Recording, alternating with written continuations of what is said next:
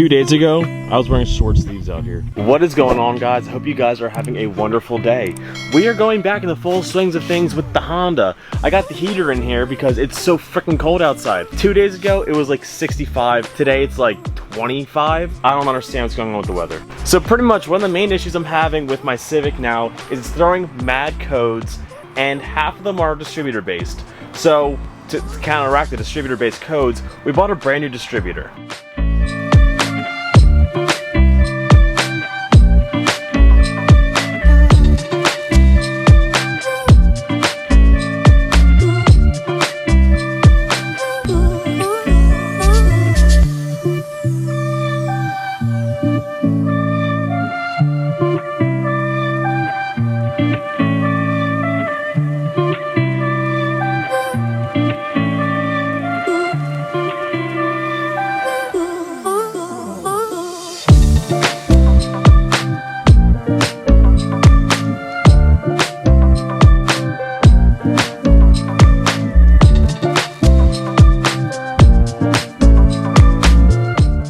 Now, I'm hoping this will actually fix my engine's fluctuation because this one should, the new distributor should have all of the new sensors that this one, well, it's being a cheap one, probably doesn't even have. So hopefully that does the trick. So right now we got the battery charging because I haven't started this car in a long time. So we're gonna change out the distributor real quick.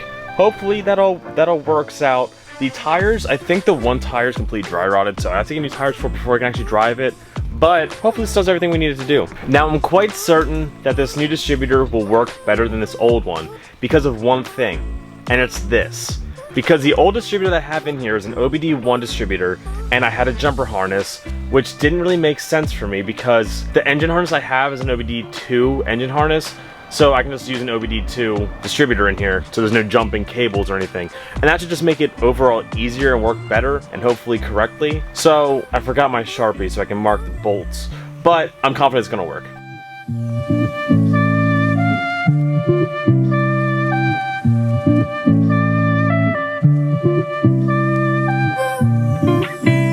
So the old one we have right here is by a company called EMUSA, and I am running plenty of EMUSA parts on the car, so it's not like I don't trust their quality, but some things like electronics, I don't know if I trust their quality. You read a lot of things about distributors going bad and distributors not working from factory or whatever, so hopefully this fixes a lot of my issues. We will definitely see. So we're gonna switch them out. Hopefully the battery's charged enough and we can try starting the car and seeing if it idles normally.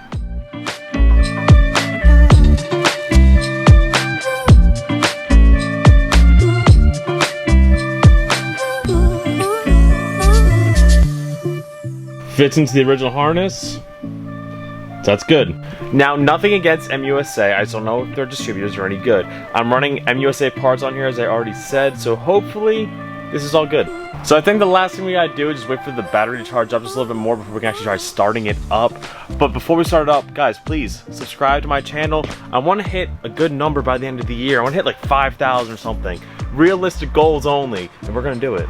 This heater's actually doing a lot more than I thought it was gonna do because I'm not freezing my ass off right now. It's all wet and snowy and cold, and here it's all dry and not too warm, but a little bit warm, and I'm happy about that.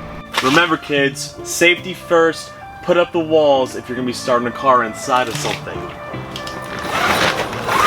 Now the one issue is the battery's only at 18%, and it's definitely not gonna start off at 18%. I think it needs to be like 30 some. So we're gonna have to leave and come back to this in a little bit, unfortunately, but we'll be right back after a short break. Well, hopefully she fires up, and hopefully everything works. I'm looking at my engine lights. They're different lights. So let's see if she gets a quick start on her. Make sure we're neutral.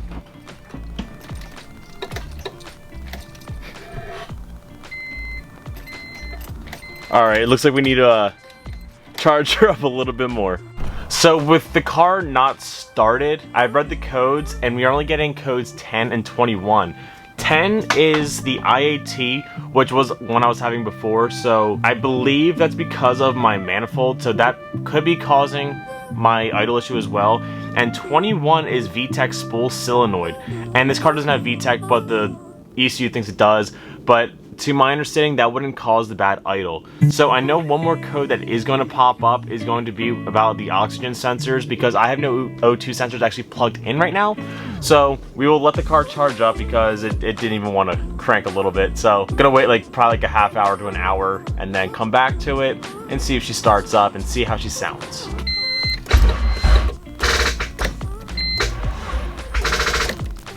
What the frick? That's a sound I've never heard before.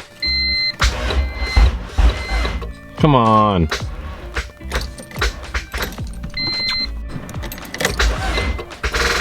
Apparently the battery was like dead, so it was close to cranking over there, but still needs more time.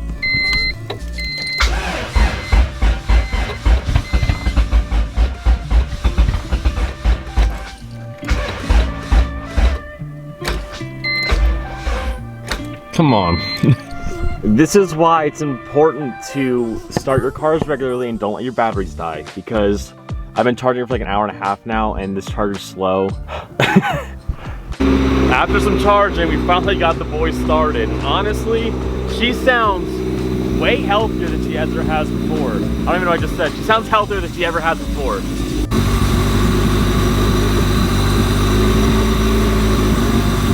I want to let it get up to temp, and then we'll see if it starts bouncing the idles again. So far, so good though. Everything seems to be operating correctly. The idle is staying at a pretty good level right now, so I'm pretty happy right now. You can hear it, it's starting to bounce a bit again. It's not as extreme as it used to be, but right now the codes, I'm getting 3 codes right now. One is for VTEC, which we don't even have VTEC. One is IAT, so I need to get a new IAT sensor, and number 3 is for an O2 sensor. So right now it sounds way better than it ever has before. Give it a little rev for the boys. It sounds crazy in here. It's still bouncing quite a bit, but I think the distributor did help it, and it's calming down. So we're gonna let the temperature get up a little bit and see what happens. I'm so excited to be able to drive this car though. This car's freaking rowdy. Even though the car isn't running properly, it's still amazing to have this car actually running again. And I did a whole engine swap in my backyard without doing anything like that before. So the car is pretty much at temp right now, but I don't think it's going to go any much higher than this because it is absolutely freezing outside right now. I think it's down below 20 now. Pretty close. So I think I'm going to cut it, but the distributor does make it sound much better. I also have a gut feeling there's something going on with my coolant levels as well, because you should be able to hear everything sloshing around when you're squeezing the pipes. And I'm really not, so I'm kind of concerned about that. So with all that being said, I'm gonna go ahead and order a new IAT, probably order my exhaust for it, and then go from there, because I feel like right now at the stage where I'm is very close now to running smoothly. It's running properly, but it's not smoothly because of the idle issue. But once I get stickers for it, we can actually drive the car around. So we just got to fix a few more issues and we're ready to start ripping around the streets, and I'm so excited for it. So if you guys haven't, make sure you guys are subscribing for more content. We do content every single Thursday. I think this video might be a little bit shorter because it was kind of an easy install, but we got the car started today, which is always a good sign. So I'm gonna leave you guys off here, so please do me a few things. Comment, like, subscribe, keep doing that fun stuff, keep doing you, stay motivated, boys. I'll catch you guys next time. Peace out, and peace.